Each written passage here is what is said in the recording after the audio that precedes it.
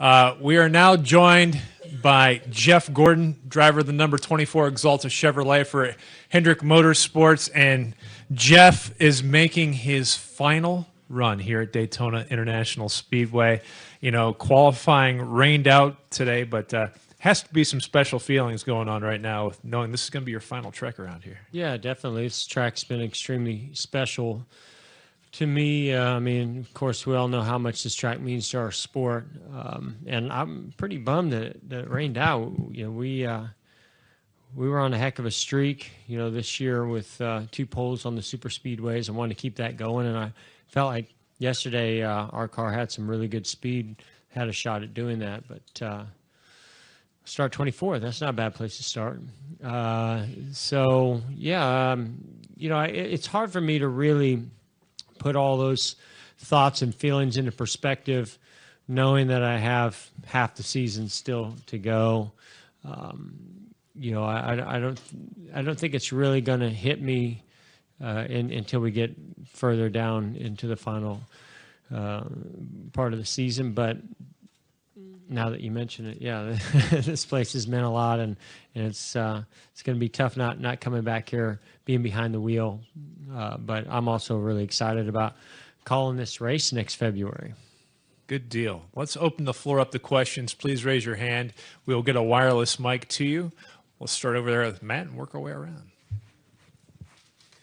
Matt Weaver, PopularSpeed.com. Jeff, I'm going to kind of call you old just a little bit, but you were around back in 1998 when NASCAR tried the 5-and-5 rule. You know, going back and reading on that a little bit, I see some similarities to the Kentucky package. Do you feel like there is some synergy between what they were doing back then and what they're trying to do now?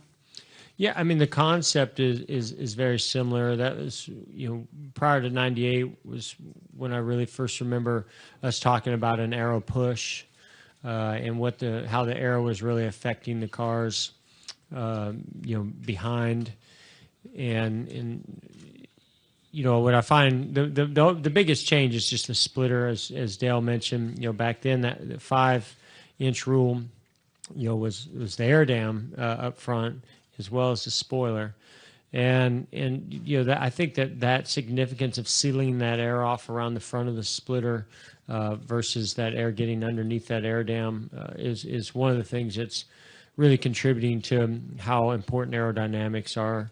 And so I think that a lot of what they're trying to do is similar in concept of let's get you know, a little bit more air around the back of the cars, not punch quite as big of a hole. That hole, punching that hole in the air is great for down the straightaways, but it doesn't work very well for in the corners.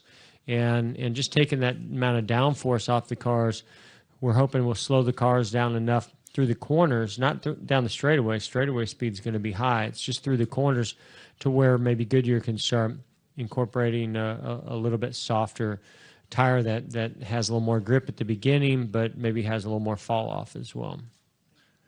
We're going to go to Bob, then to Brant, and then in the back to George. Bob Pockris, ESPN. You guys had another drivers' council meeting today.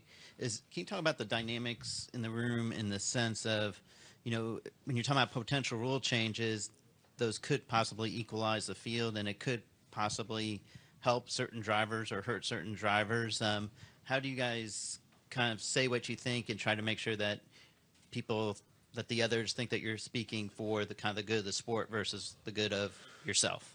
Well, first of all, you know, this council was voted on by the drivers. We put certain parameters in there as to who is eligible and why, and then the drivers chose those individuals that were in there based on those parameters. So first of all, you know, those people have a responsibility to the field that's out there to try to make the sport and contribute to the sport being the best that it can be. I must say, in all the years I've been in the sport, these 2 meetings that we've had been some of the highlights of my career. I think it's huge. I think it's, you know, to open the lines of communication in this sense where when you get this group of, you know, you have every manufacturer represented, you have a lot of different teams, you know, represented, and basically when you get in that room, you realize that everybody's goal is to just try to do whatever we can to continue to make this sport as great as it has been, and possibly even better, and the racing the best that we can possibly get. And whether it's maintaining something that we currently have or improving on something that we currently have. And you know, yeah, maybe one person might have in the back of their mind, oh, that's going to affect our ability to compete at the level that we're competing now.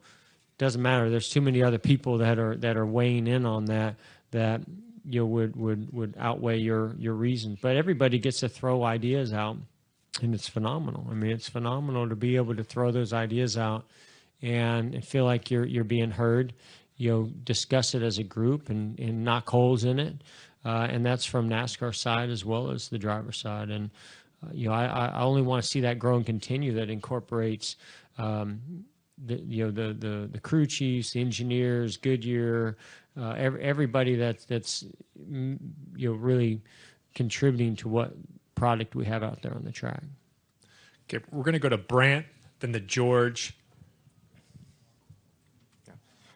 Brant James, USA Today Sports. This is a track where you've had a lot of success, but also a track where weird things happen, and sometimes winning or losing isn't in your hands. So does this feel like a prime chance this weekend for you to, you know, get a win, launch into sort of playoff mindset, or can you do that here? I mean, I come into restrictor plate races feeling like we have very fast race cars, and that we have a chance to come out of here with a great finish, if not a win, as much or more so than the rest of the field. And at the same time, that thought and confidence is followed right up with when was the last time I finished one of these races? So, you know, it just all you can do is just come up with, you know, the best plan that you can possibly put in place, knowing that it's going to change at any moment, but that you're going to stick with, you know, your what you think is going to get you to the finish, and hold it wide open, and hope that when they start wrecking around you, that you somehow squeeze through it. That's just the way you got to approach these races. And sometimes you come through it and you put together a great finish, if not a win, and other times you're caught up in it. But it's out of your hands in a lot of ways. I just try to control the things I can control. Okay, we're going to go to George, then to Ken, then to Dustin, and then we'll finish up with Al. Yeah, Jeff, back here at George Diaz, Orlando Sentinel. Which side, George? Where? Oh, there you are, buddy. All right. Obviously, safer barriers and safety has been a topic of discussion this week. You took a tumble in Atlanta the week after Kyle, and, you know, weren't happy about it. As you look over the landscape, how do you feel now where things stand in terms of the improvements that NASCAR has made in regards to safety? Well, I'll speak on Daytona. What they have done down there in the short shoot to stretch to one is phenomenal. I mean, that angle, that wall, safer barrier. I mean, what a huge improvement. Paving, what they've done with the paving down there. I know that, you know, Joey and all the folks at ISC have put a lot of effort into this place, and it shows from a safety standpoint, and all the work that's being done to get prepared for next year. So, you know, great job to them. I mean, I feel like all that can be done, because it takes time to put these pieces together, make sure you're doing the right thing, and then to manufacture them and install them. I feel like everything is being done. Doesn't stop the fact that I wish that this had all taken place several years ago, but that's, you know, we go through that. That's part of it. But it is great to know that a lot is being done right now, and with tracks that are coming up, as well as for next year. I feel like the progress, you know, we're going to see come February next year for all the tracks next year is going to be huge. And that's great. Go to Ken, Dustin, then Al. The same thing I asked Junior earlier about the strangeness of seeing no front stretch grandstands out there right in the middle, or at least just a shell of it. If the oddity, or if you even feel weirdness like that when you're in the car. Well, obviously, you know, Junior being up here, he has a different perspective on a lot of things that I love hearing his perspective. I mean, going over there to the archives, I think that I could listen to him talking about going to the archives all day long. and same thing as it relates to the grandstands. I wouldn't even have known that had he not sent out a picture that I think I saw on Twitter or somewhere. Maybe it was a text that he showed those grandstands. I mean, driving around the track, I couldn't even tell you any difference. Now, when all the stands are full of people, and there's no people in that middle section, then yeah, it's going to be a little bit different and weird. You know, at night, on night races, one of the things that we have a lot of is flash bulbs going off at the start of races, restarts, or towards the end. And there's going to be a lot of flash bulbs missing in that center section, so that certainly will be unique and different. Dustin Long, NBC Sports. Jeff, I know NASCAR's talked with teams about I gotta call you tonight about some archives, man. That sounds awesome. NASCAR's talked to teams about different packages for some upcoming races and mentioning a higher drag package apparently for Michigan and Indianapolis. Can you talk about or explain what that type of a package would potentially do at those tracks? And in particular with Indianapolis, how does that impact things for you with the success that you and your team have had there through the years? Well, our Indianapolis race was impacted already drastically based on the tire tests. I guess I was the only driver in favor of last year's tire, and they squashed that before day one ended. So I knew at that point that our Brickyard 400 is going to be a little bit different this year. The tire itself has a lot more grip and a lot tighter feel to the car. Just trying to get the front to turn. So I'm really anxious to see what's going to happen balance wise with that package there. But I think it's obvious to all of us that that's one of the hardest places we have to pass. And if they can create a way to create more passing. We don't know if this package is, it's all in theory, right? It's all a computer simulation and wind tunnel, and that's why the drivers are in there adding to what we feel and go through in the car during a race behind other cars. And so, I think we all are in favor of trying a low downforce package. And we're we want to try the opposite of that. And I think that Indy and Michigan are good tracks to try that out. We'll just kind of have to see what happens. How might that help passing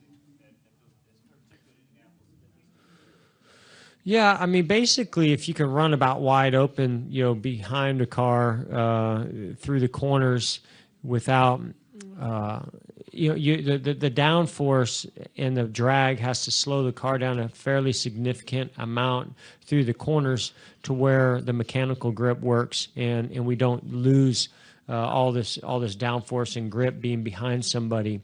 And so if we can get the speeds right, then what it's going to do is create a really massive hole in the air for you to draft up to down the straightaway. Those are long straightaways at both those tracks. The question is still what's going to happen when you're behind the other car through the corner.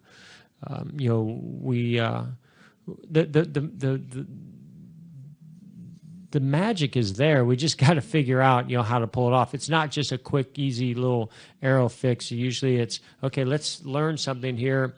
Maybe we need, to find a way to gain more mechanical grip or have more tools to work with. Is it a lower center of gravity? Is it more left side weight? Is it a lighter overall car?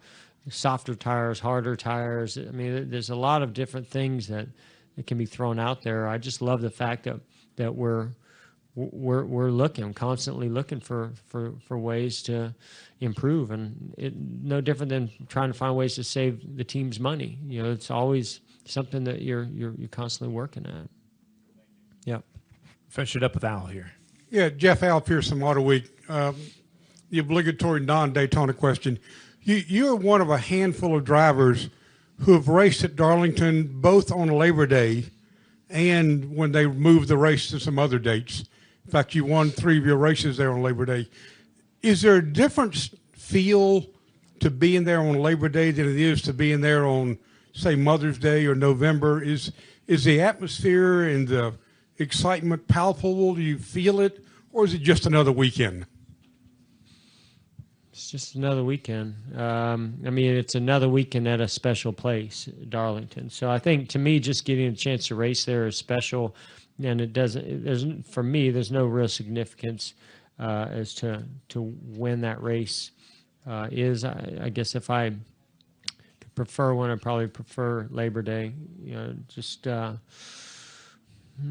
mean, I guess other than the weather, it's going to be a little hot.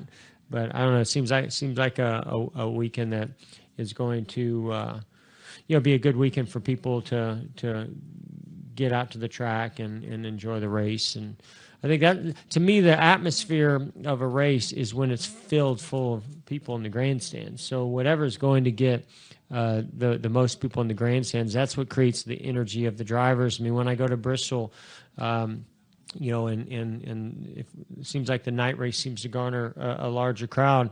There's just something more exciting about that, and to me, that whenever that is at any track, I'm in favor of. Jeff, thanks for taking your time, and good luck this weekend.